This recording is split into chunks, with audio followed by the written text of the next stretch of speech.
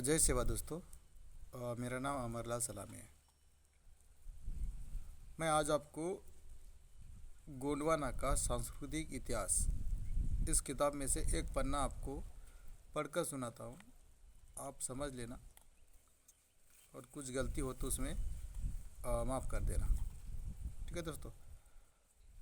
वर्तमान भारत के माध्यम में स्थित विंध्याचल, सातपुड़ा तथा अमरकोट की उपत्याएं संगम वनों और पर्वत श्रृंखलाओं के कारण प्राचीन काल से ही दुर्गम रही है और यही कारण है कि भारत के इतिहास में इस परिक्षेत्र का जिक्र बड़े ही मुश्किल से पाया जाता है। यही दुर्गम क्षेत्र जो विंग और गोदावरी के बीच में स्थित रहा। कोयावंशी गोंदवाना समुदाय के गोंडी गंडजियों की संस्कृति मूल्यों की जन्मस्थली है। यही दुर्गम क्षेत्र प्राचीन और मध्य युगीन काल में उत्तर और दक्षिण भारत के बीच में दीवार के रूप में रहा। यहाँ उत्तर और दक्षिण भारत के सम्राटों का आधिपत्य रहा भी तो वह अधिक प्रभावशाली न रहा। गोंडवाना जीव जगत के गंडजीवों की वेनदाई यानी विंदु गोंडवाना जीव जगत के गोंडी सागावनों की जन्मदायी शक्ति नर्मदा गोंडवाना जीव जगत के गोंडी वनों की क्रीड़ा स्थली वेनगंगा गोंडवाना जीव जगत के गोंडी पेनों का जल क्रीड़ा केंद्र पेनगंगा गोंडवाना जीव जगत के गोंडी पेनों के केंद्र भूमि पिंक मेंडी और गोंडवाना जीव जगत के गोंडी वनों का आंचल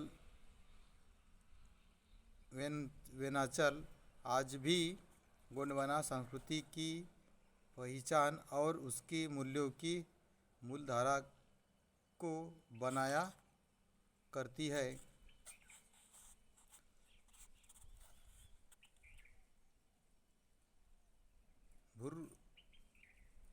भूगर्भ शास्त्रियों के मतानुसार तथा प्राचीन इतिहासकारों एवं पुरातन विवादों के दृष्टि के नर्मदा घाटी की प्राचीन सभ्यता आज से लगभग 10,000 वर्ष पुरानी प्राचीन होती है। अनेक पुरातत्व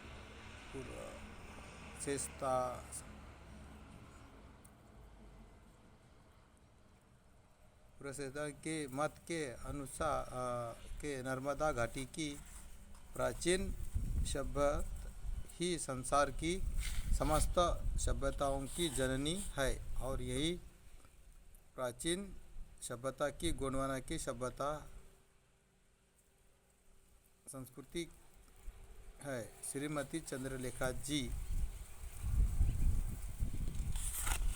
ठीक है दोस्तों, ये हो गया आज का पहला पेज।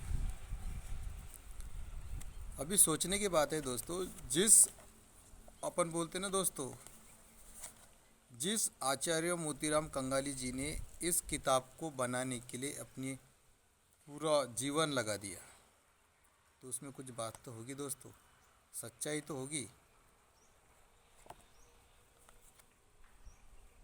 यह है दोस्तों आचार्य मोतीराम जी कंगाली सर।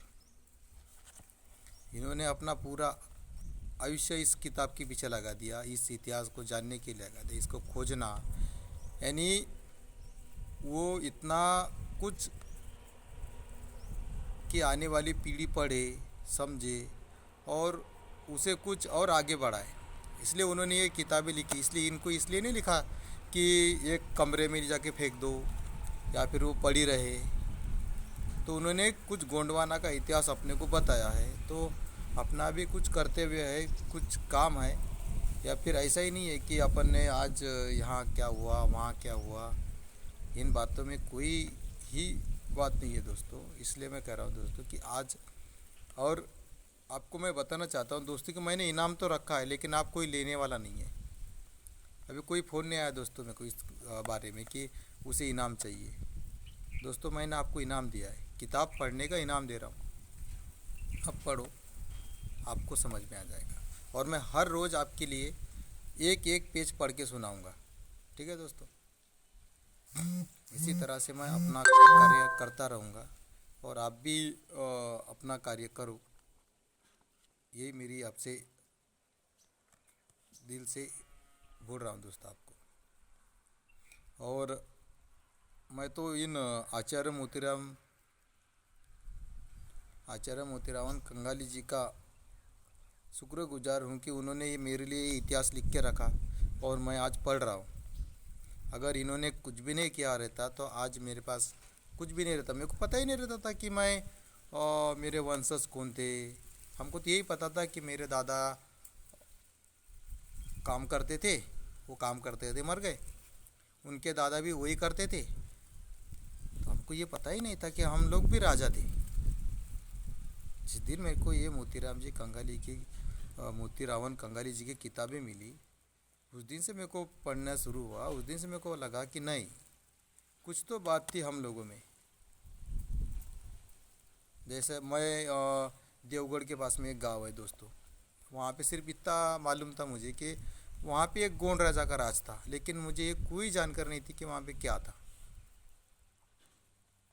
इसलिए दोस्तों आप ये किताबें पढ़ो, और मैं यही चाहता हूँ। जय सेवा दोस्तों।